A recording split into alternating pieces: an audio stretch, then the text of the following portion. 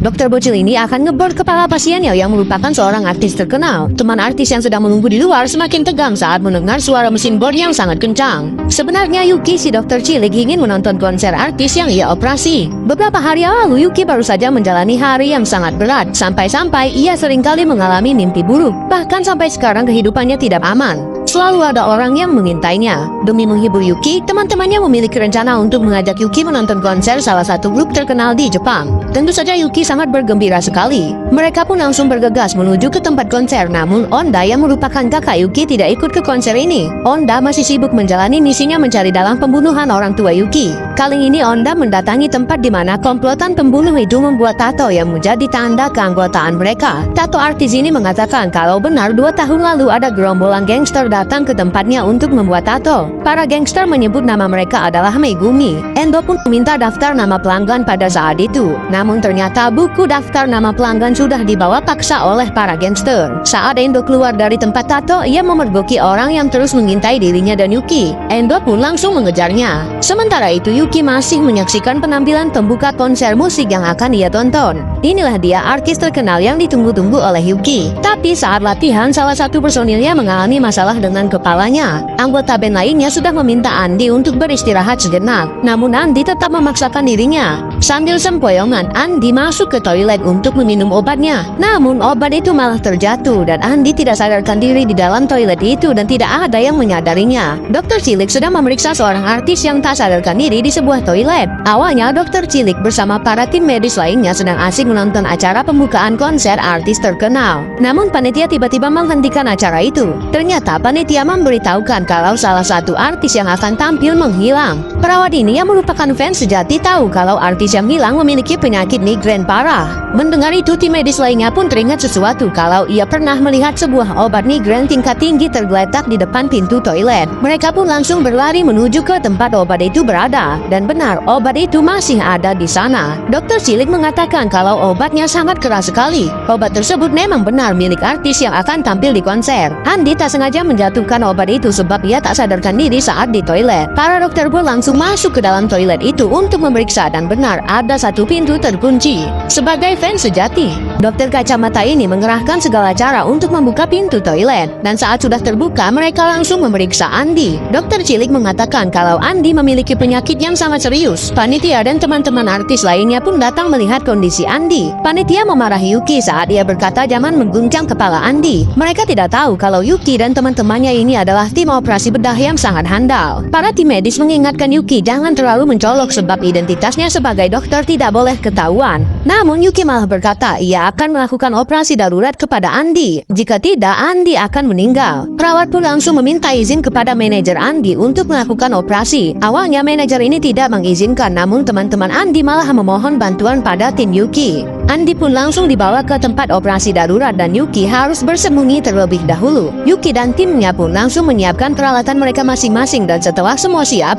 Yuki pun akan segera memulai operasi yang cukup berat ini. Berhasilkah Yuki melakukan ini semua? Dokter bocil sedang melakukan operasi darurat. Ia memasukkan sedotan ke dalam kepala pasiennya dan menggunakan sedotan itu untuk menguras cairan yang menyumbat otak pasiennya. Aksi Yuki benar-benar membuat tim medisnya kagum. Pasiennya pun mulai sadar, namun tiba-tiba pasien bernama Andi itu kejang-kejang. Yuki pun tampak berusaha tenang di tengah kondisi seperti ini. Setelah berpikir beberapa saat, Yuki menemukan masalahnya. Cairan yang dikeluarkan terlalu banyak sehingga membuat tumor di kepala Andi bereaksi kepada otak. Sehingga Yuki harus memasukkan kembali cairan itu ke dalam kepala Andi.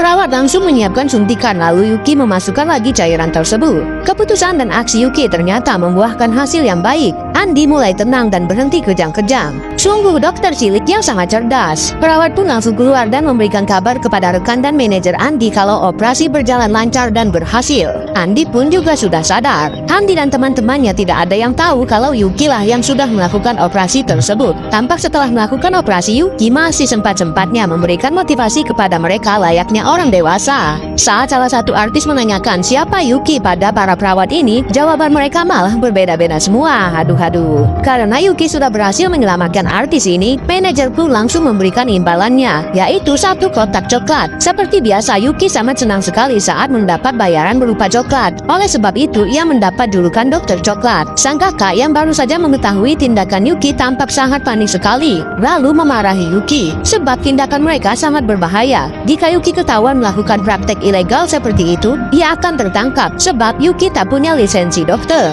Mereka seharusnya menjalankan operasi dengan sangat rahasia. Sang kakak ini tidak bisa terus-menerus bersama Yuki, sebab ia harus mencari orang yang menjadi dalang atas pembunuhan orang tua Yuki. Dan kini ia mendatangi rumah salah seorang yang ia curigai. Dokter cilik bersama tim medisnya melakukan operasi di sebuah lift. Tapi tiba-tiba lift itu terbuka dan ada perawat mereka yang mengundurkan diri tiba-tiba menyusul.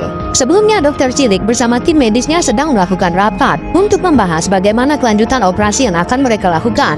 Tapi salah satu perawat memilih untuk mengundurkan diri karena dalam perjanjian dengan klien, mereka harus menutupi kesalahan medis dokter sebelumnya. Endo membiarkan saja perawat itu pergi, sedangkan Yuki tampak tidak menginginkan hal itu. Klien dokter cilik kali ini adalah seorang dokter yang baru saja melakukan malpraktek. Pada operasi sebelumnya, dokter ini melakukan kesalahan medis, namun dia tidak pernah mengakuinya, sehingga pasien itu mengalami sakit yang semakin parah. Karena dokter ini tidak mampu melakukan operasi tersebut, maka dokter ini ingin menggunakan jasa dokter coklat yang sangat terkenal bisa menyembuhkan penyakit apapun. Dokter lalai pun akhirnya sepakat dengan semua syarat yang diberikan oleh Endo. Ia pun langsung mengumpulkan tim, dan disinilah keributan terjadi. Karena Yuki tidak ingin kehilangan tim medis andalannya, ia pun memberanikan diri untuk menemui perawatnya secara langsung dan memintanya untuk kembali ke dalam tim. Namun usaha Yuki sia-sia. Tepat saat ini juga, Endo mendapat telepon kalau operasi harus dipercepat dan dilakukan saat ini juga. Endo bersama tim medis langsung datang ke rumah sakit, dan mereka harus lewat jalan rahasia agar tindakan ilegal mereka ini tidak ketahuan.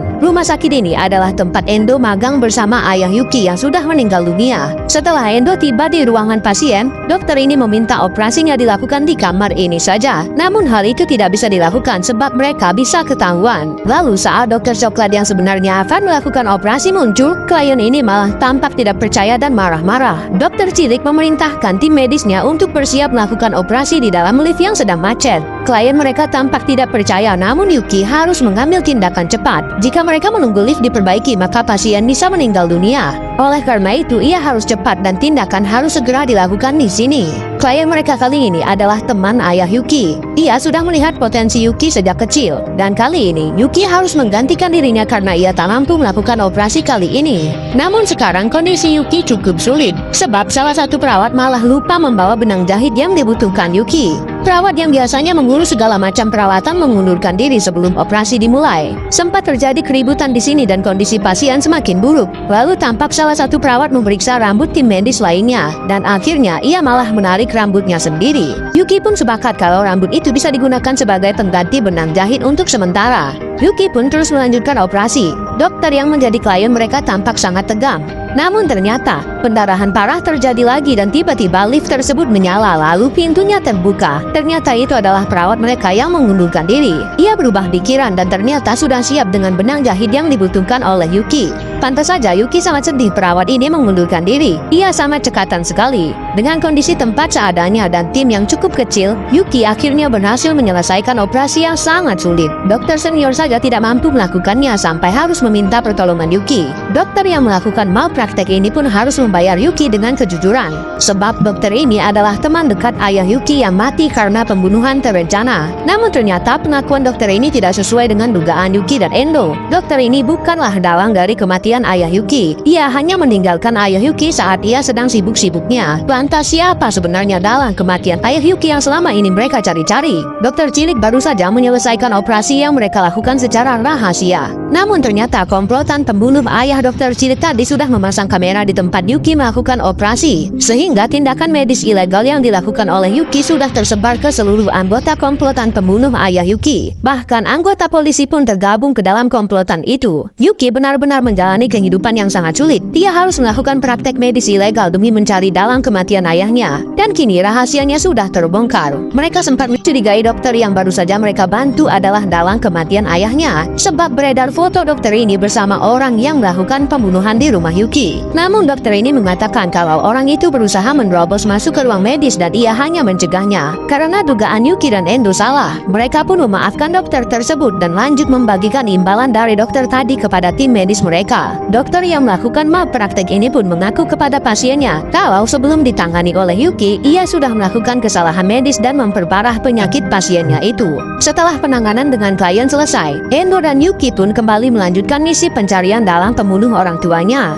Mereka kini bekerja sama dengan seorang penulis di media digital. Namun mereka tidak mengaku kalau mereka adalah dokter coklat. Bahkan mereka juga sempat datang ke rumah dokter yang mereka curigai dan menemui istrinya. Tapi kini dokter ini sudah lega karena juga sudah mengakui kesalahannya. Sedangkan jurnalis yang kini terlibat dengan Yuki mendapat pesan teror yang berisi foto Yuki sedang melakukan operasi ilegal. Rahasia Yuki semakin tersebar dan semua orang yang terlibat dengan Yuki kini mendapat teror yang sangat mengganggu.